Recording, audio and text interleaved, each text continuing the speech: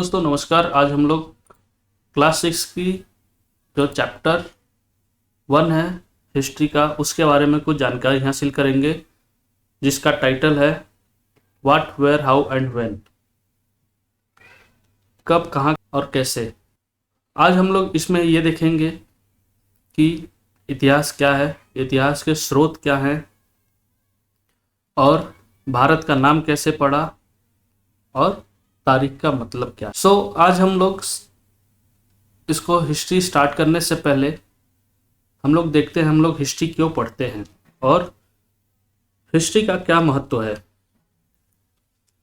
मानव के बीते हुए कल की कहानी को इतिहास कहते हैं। मानव समाज में विभिन्न कालों की तरह के बदलाव को देख चुका है और ला चुका है। इतिहास से हमें बदलाव के बारे में पता चलता है। इतिहास से हमें बीते हुए कल और राजाओं, साम्राज्यों और उनके बारे में पता चलता है। वो लोग कौन कौन सी लड़ाइयाँ लड़ चुके हैं, वो लोग कैसे लड़ाई करते थे, हाथी हाथी रहती थी कि नहीं, घोड़े रहते थे कि नहीं, उनकी सेना में कितने सैनिक रहते थे। ये सब हमें इतिहास से मालूम पड़ता है। उसके बाद हमें पुराने जो हमारे पास्ट उसके बारे में भी हमें इतिहास से मालूम पड़ता है। और इतिहास से हमें ये भी मालूम पड़ता है कि उनका पेशा क्या था, वो लोग कौन सा व्यवसाय करते थे, और जैसे वो खेती करते थे, वो सैनिक थे या वो व्यापारी थे। ये सब चीज़ें हमें इतिहास से पता चलता है। अब हम इतिहास क्यों पढ़ते हैं। इतिहास से हमें अपने पूर्वजों की महानता, महान उपलब्धियों के बारे में पता चलता है। इतिहास से हमें अपने पूर्वजों द्वारा की गई गलतियों के बारे में पता चलता है। इतिहास से ये भी पता चलता है कि लोग क्या करते थे उस समय के उस जमाने में बच्चे कौन सा खेल खेला करते थे, या कौन सा गाना गाया करते थे, या कौन से स्कूल में पढ़ा करते थे। ये सब हमें पता चलता है। इतिहास से हम सबक लेते हैं ताकि हमें एक बेहतर भविष्य बना सके। जो भी हमारे पूर्वज गलती कर चुके हैं वो हम दोहराए ना, ये सब हमें इतिहास से मालूम पड़ता है। अब हम लोग स्टार्ट करते हैं। अब हमारे दिमाग में कभी कभी ऐसे सवाल आते हैं कि पुराने ज़माने में लोग कहाँ रहते थे। इस चैप्टर से रिलेटेड हम लोग देखेंगे कि लोग पुराने ज़माने में कहाँ रहते थे। लोग नर्मदा नदी के तट पर रहते थे। उत्तर पश्चिम में स्थित सुलेमान और किरथार पहाड़ियों पर रहते थे। पूर्वोत्तर की गारो पहाड़ियाँ पर, मध्य भारत की विंध्य पहाड़ियों पर, सिंधु और उसकी सहायक नदियों के पास लोग रहते थे, और गंगा और सोन नदी के किनारे लोग रहते थे। अब हम लोग देखते हैं कि किरथार पहाड़ी कहाँ पर है। ये देखिए, ये किरथार पहाड़ी है, ये अभी पाकिस्तान में है, और ये यहाँ पे सुलेमान है। फिर यहाँ से हम लोग देखते हैं, यहाँ पर गारो खासी जंतिया है, ये है जो। फिर यहाँ पर ये विंध्या में, यहाँ पर भी लोग रहते थे। कई हजारों वर्षों तक लोग नर्मदा नदी के नज़दीक रहा करते थे। नर्मदा नदी के नज़दीक क्यों रहते थे? क्योंकि यहाँ पर जो है, यहाँ पर नदी के आसपास लोग खेती करते थे, और यहाँ पर खेती इसलिए करते थे क्योंकि नदी के किनारे ये लोग रहते थे, और पानी की जो अवेलेबिलिटी की वजह से लोग खेती करते थे नर्मदा नदी के किनारे। और यहाँ पे इस एरिया में जो जंगल उंगल है, वहाँ पे भी, जैसे ये सब मध्य प्रदेश का एरिया है, तो यहाँ पर जंगल भी बहुत रहता था। उस ज़माने में जंगल बहुत रहते थे, तो वहाँ पर लोग अपना शिकार भी करते थे, और यहाँ से लोग कंद मूल फल इकट्ठा भी किया करते थे, और उससे अपना भरण पोषण किया करते थे। ऐसे लोग किसी एक स्थान पर नहीं रहते थे, ये हमेशा लोग घुमक्कड़ किस्म के लोग रहते थे। जैसे आज यहाँ पर हैं, कल कहीं और, परसों कहीं और रहते थे। ये बंजारे टाइप के होते हैं। जैसे आज बंजारे एक मान लीजिए आज यहाँ पर हैं तो कल यहाँ से उठ के यहाँ चले आए, परसों इधर चले आए। तो ऐसे ही पुराने ज़माने में लोग रहते थे, वहाँ पर परमानेंट सेटलमेंट नहीं था। अब हम लोग देखेंगे ये जो किरथार और सुलेमान की पहाड़ियाँ हैं, ये हैं जो किरथार है और ये सुलेमान की पहाड़ियाँ हैं, इनके बारे में। इन पहाड़ियों में लोग लगभग 8000 वर्ष से पहले रहते थे। वे उन लोगों में से थे जिन्होंने खेती की शुरुआत की थी। ये जो यहाँ पे लोग हैं, ये किरथार वाले और सुलेमान पहाड़ियों पर जो लोग रहते थे, यहाँ पे वो लोग रहते थे जिन्होंने खेती स्टार्ट किया था और उन्होंने गेहूँ जौ बोया था पहली बार। और ये लोग भेड़ बकरी पालते थे। ये लोग एक अस्थायी जीवन जीते थे, यानी एक ही जगह पर लोग टिक के रहते थे। और जब यहाँ पर लोग एक जगह पर रहने लगे, एक साथ रहने लगे, जैसे यहाँ पर कुछ लोग रहने लगे, यहाँ पर कुछ लोग, और यहाँ पर कुछ लोग, इधर कुछ लोग, तो ऐसे लोगों से मिलके फिर धीरे धीरे गांव का निर्माण शुरू हो गया। अब हम लोग देखते हैं यहाँ पर ये जो गारो खासी जयंतिया यहाँ पे है। गारो की पहाड़ियों में रहने वाले लोग उन पहले लोगों में से थे जिन्होंने धान की खेती शुरू की थी।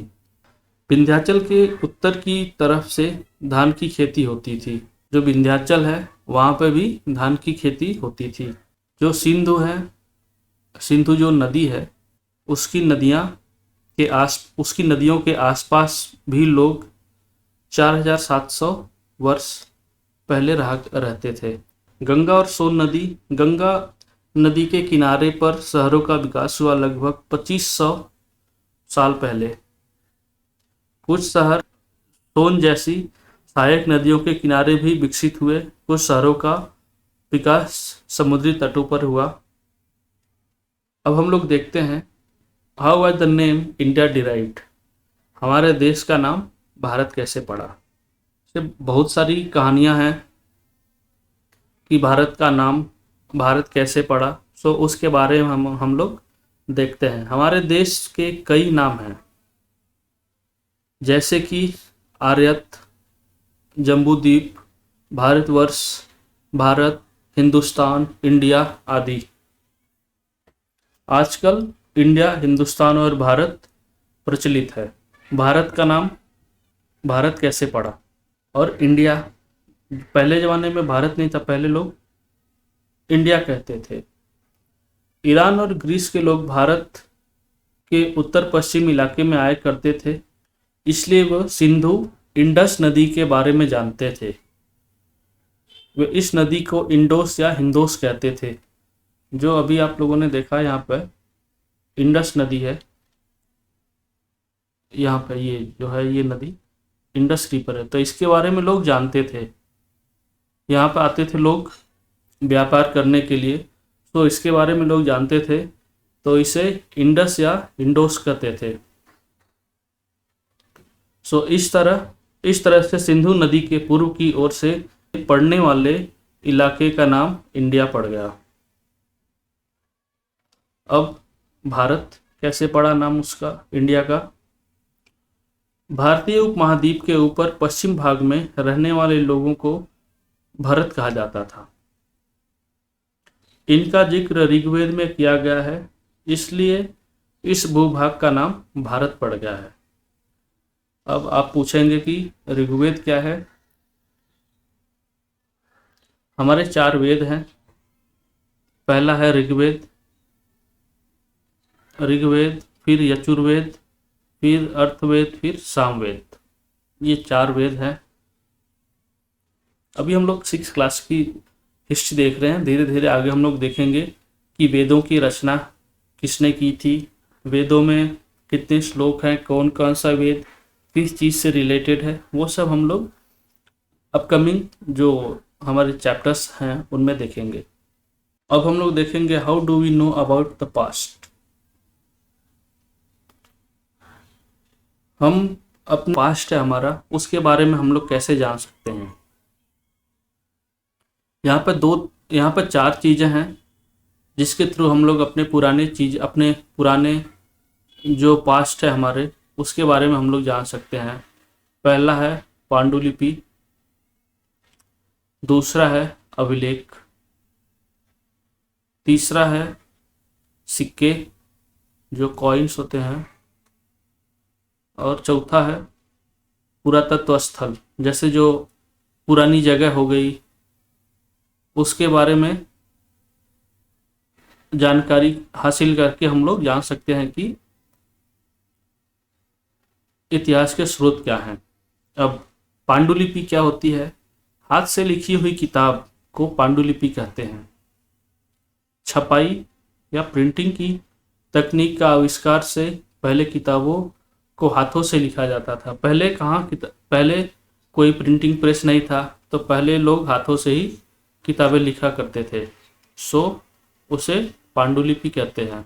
स्टार्टिंग में जब लोग हिस्ट्री को इकट्ठा करने लगे, तो वो जो हमारे पेड़ होते हैं, पेड़ की जो छाल होती है वो बहुत मजबूत होती है, उस पर लोग लिखते थे।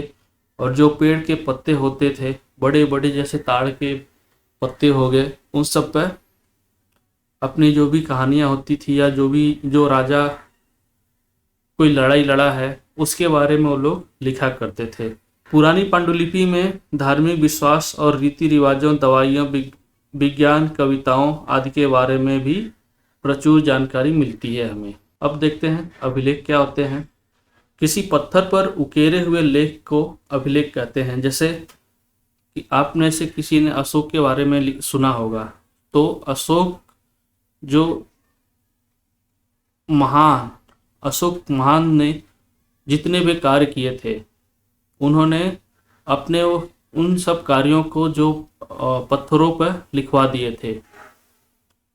बहुत सारे पत्थरों पर उन्होंने लिखवाया था कि ये काम होते हैं, ऐसे ऐसे होते हैं, तो उसको हम लोग अभिलेख कहते हैं। किसी पांडुलिपि की तुलना में भी अभिलेख बहुत लंबे समय के लिए संरक्षित रह सकता है। जैसे पांडुलिपि, जैसे पेड़ से जो छाल है, पेड़ के छालों पर लिखते हैं हम लोग, तो कभी उसमें आग लग गई या उसमें कभी कीड़े लग गए, वो खराब हो सकते हैं। बट ये जो होता है पत्थर पर, जब हम लोग लिखते हैं, स्टोन्स पर लिखते हैं, तो ये जल्दी खराब नहीं होता है। इसके जो पांडुलिपि है उसके मुकाबले ये जो है स्टोन्स, जो इस पर इंस्क्रिप्शंस लिखते हैं, ये बहुत दिनों तक चलता है।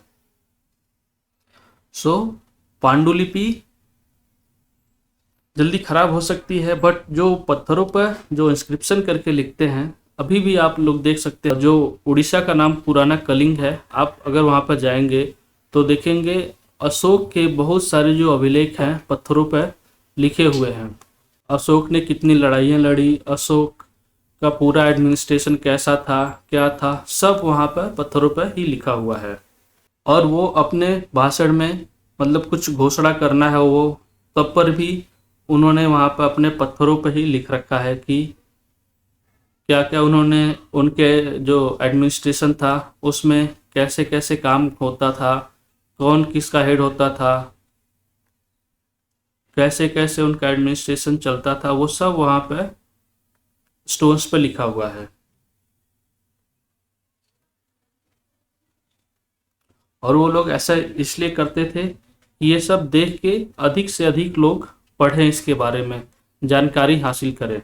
इसलिए वो लोग पत्थरों पर लिखवा के एक जगह पर, जैसे यहाँ पर लिखा है, फिर वहाँ पर कुछ ऐसे मिट्टी खोद के उसको ऐसे गाड़ देते थे, जो कि जो लिखा है वो दिखे वहाँ पर।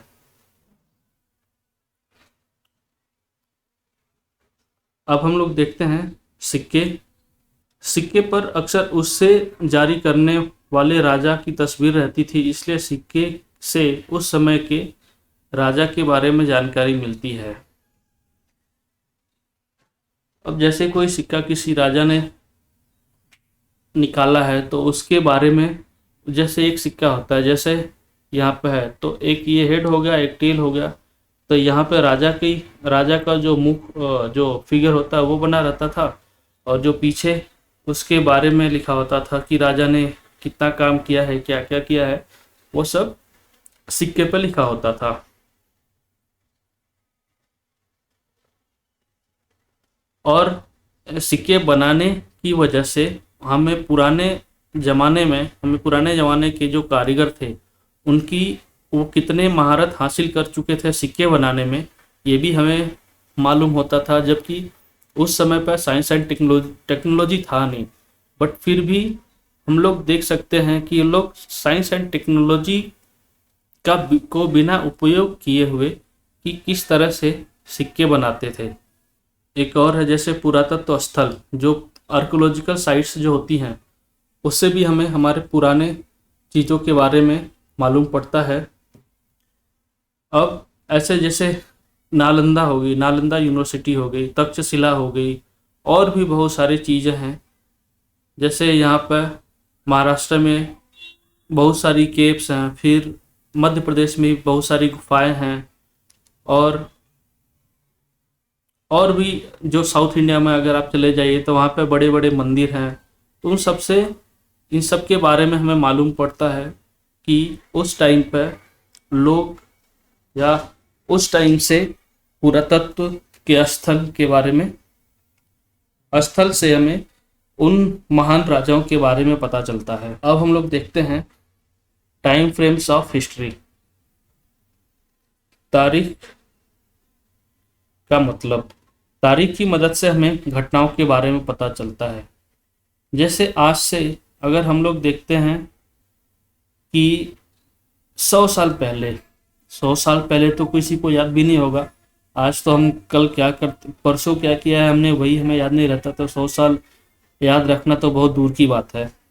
तो तारीखों से हमें पता चलता है कि हमने क्या किया है, कब ये काम हुआ था, कब नहीं, कौन सा राजा किस टाइम पर था। इन सब चीज़ों से हमें तारीख के बारे में पता चलता है।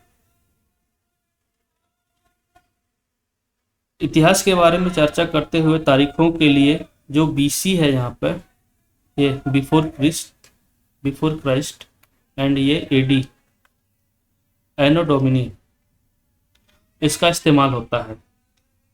बीसी का मतलब होता है ईसा से पहले,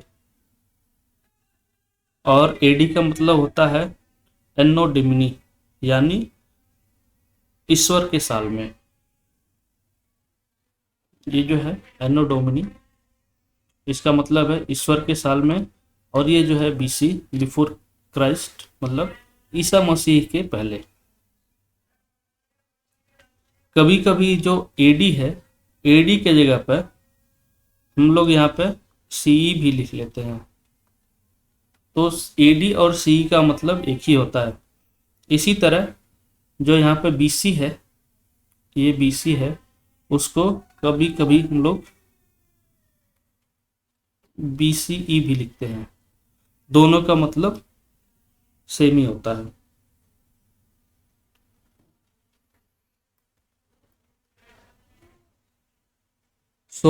टाइमलाइन जो है 3 कैटेगरी में डिवाइड है, जैसे प्री हिस्ट्री, प्रोटो हिस्ट्री और हिस्ट्री।